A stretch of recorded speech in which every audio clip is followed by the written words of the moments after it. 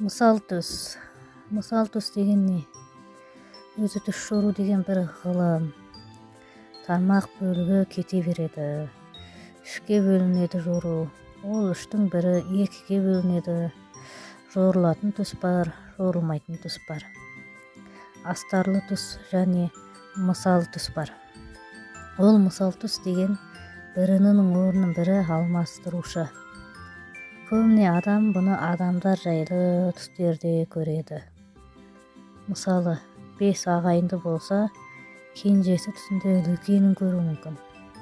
Бірақ ол түстің жорылуы ортаншысына немесе екінші үлкенге жорылуы мүмкін.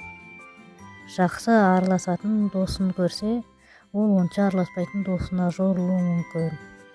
Сол сияқты Тоқаев, Назарбаевты көретіндер таң қалмай қойсын. Ол мысал түс, басшы болған әке